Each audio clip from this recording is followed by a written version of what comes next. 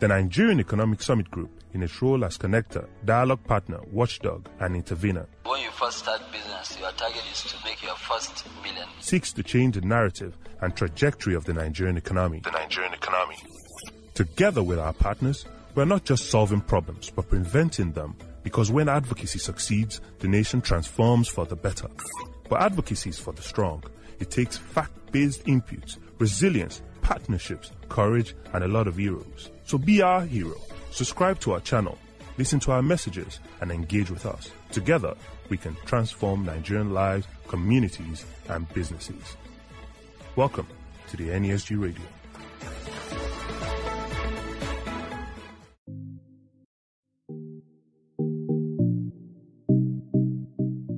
Okay, good afternoon, everyone. Welcome to the NESG Radio, the advocacy platform from the stables of the Nigerian Economic Summit Group. I am your host, Dolapo Enejo. This month, we will be exploring the opportunities in Nigeria's agricultural value chain. We'll also be highlighting the pros and cons of the agri-food sector and how it affects smallholder farmers and the value chain players in Nigeria. I will be discussing the subject with Gloria Epo, the facilitator of the NESG's Agriculture and Food Security Policy Commission. You're welcome, Gloria. Hi, Dolapo. Thank you. Yeah. So what is the NESG Agriculture and Food Security Policy Commission all about? Oh, thanks for the question. The Agriculture and Food Security Policy Commission engages on agricultural specific issues with a view to ensuring the formulation, adoption, and implementation of appropriate policies on agro-industrial development, food security, and nutrition. Our overarching objective is the adoption of various Nigerian Economic Summit recommendations, yearly summit recommendations with a view to fast-tracking growth and development in the economy. So it's against this background that we work with different players, select players in the agricultural sector with a view to contributing meaningfully to the body of solutions that have been proposed, in which public and private sector players are encouraged to adopt so that we can work towards reducing the impact of current economic and environmental downturns. The Policy Commission is made up of the following units. We have the steering committee, which comprises of very senior executives in the industry. The committee serves as senior advisors to the Policy Commission. As of the writing, as we know, the steering committee comprises of very senior executives in the industry, and they serve as senior advisors to the PC. And then we have what we call the Policy Commission Champion. And this is a corporate entity that is passionate about the sector and plays important behind-the-scene roles, which involves quietly persuading reluctant players to get around the table to discuss issues. They help us with the technical capacity within the Policy Commission. And we also have the thematic working groups. Presently, we have 6 thematic working groups, and membership is voluntary or is by nomination. And presently, we have input and distribution, we have the market access thematic group, we have mechanization thematic group, we have sustainable land management thematic group, we have post-harvest and access to agricultural finances. And these groups are manned by experts in both the private and public sector in the agricultural ecosystem. And to round this up, some of the activities we are involved in is we have interactive sessions with ministers, heads of MDAs and development partners. We have engagement by reason of our mandate. We have engagements with the National Assembly.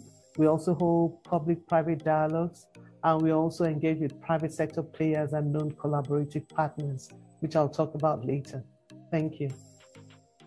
Thank you very much, Gloria, for enlightening us and for setting the background on what the Agriculture and Food Security Policy Commission is all about.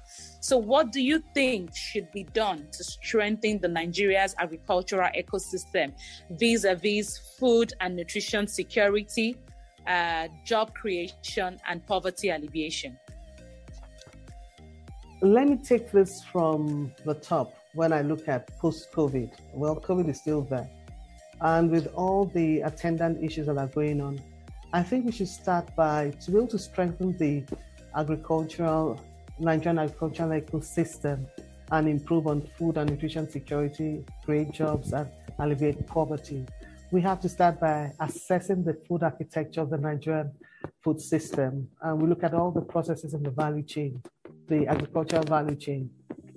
And I think we start by assessing the food chain actors and activities and look at their interconnectivities and the functions and their functions along food chains, where you were talking about producing, storing, transforming, processing, distributing, consuming, and waste management. And we also have to look at the drivers, because these drivers modify activities and influence the outcomes and impact in the food system. And we look at the environment in which they work. And by this environment, I'm looking at their knowledge base, their financial opportunities, technical knowledge, known, extension services, and other service-oriented provision. And we should also look at the consumption environment, which includes personal determinants of the consumer's behavior. Maybe we could look at their preferences, their values, their skills, their time, lifestyle, purchasing power, and so on and so forth. When we do this, we could look at the outcomes and the interconnectivities and how they influence the food system or the food value chain. And by so doing, we can now determine entry points for transformation. And for us in NESG, our entry point is policy advocacy, which is hinged on evidence-based processes.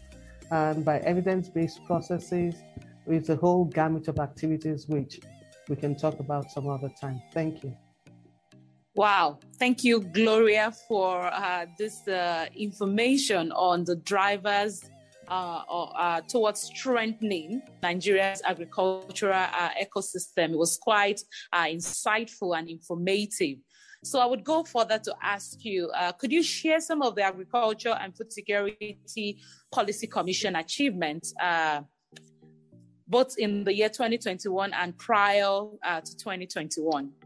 Okay, thank you for the question. Let me start by talking about our partnership, our evergreen partnership with Agric and multiple stakeholders to drive the enactment and operationalization of the agribusiness bills that were passed into law by the President of the Federal Republic of Nigeria in 2019. Two of them that were passed, there were three, but two were passed. The two that were passed is the National Agricultural Seeds Council Act and the National Fertilizer Quality Control Act. And these bills are supposed to influence business in the agribusiness ecosystem. And the second one, another thing we're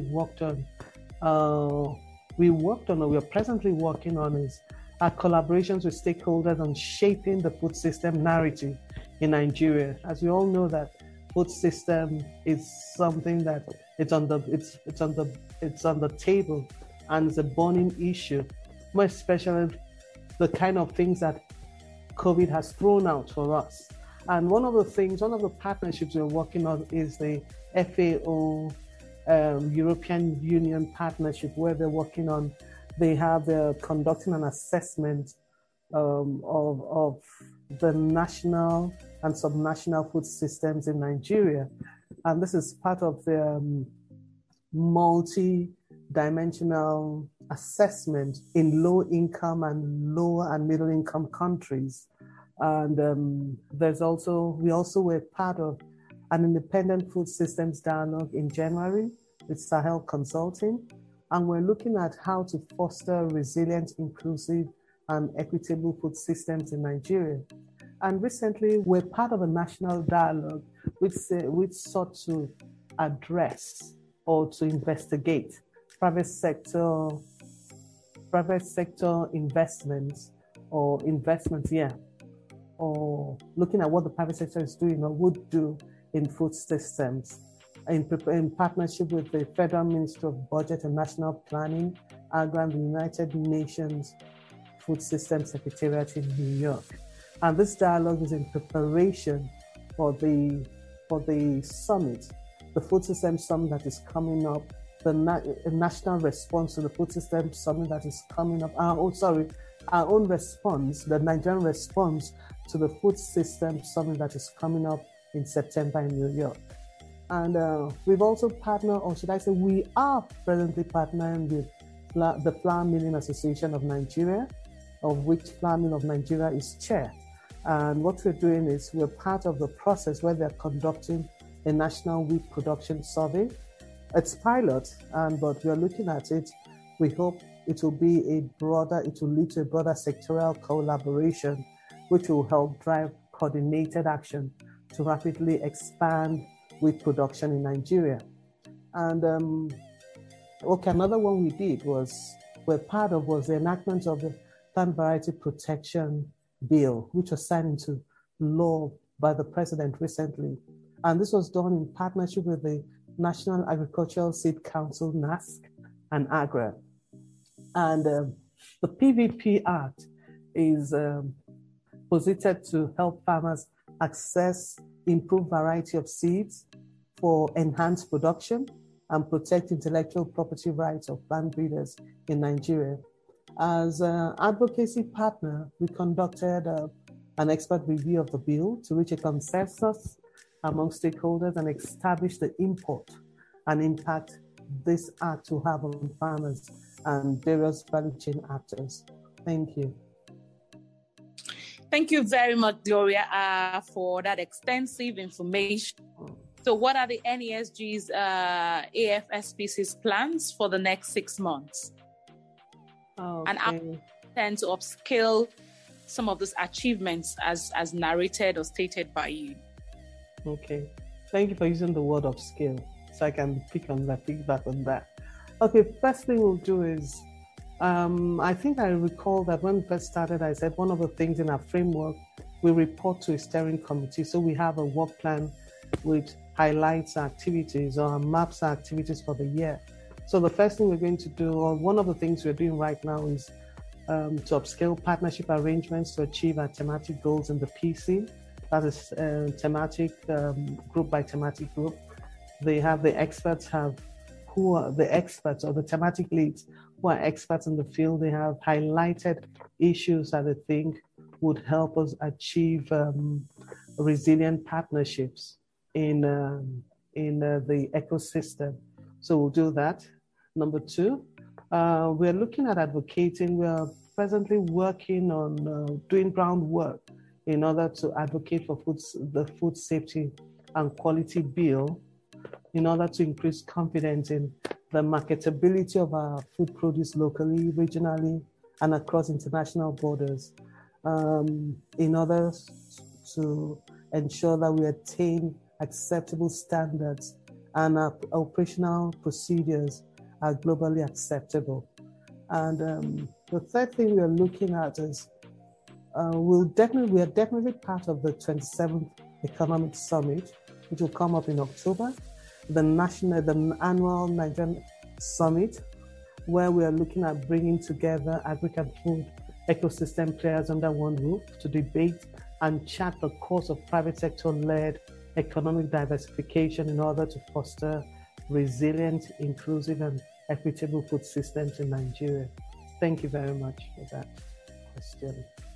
Thank you, Gloria, for joining us today. It was indeed a wonderful time.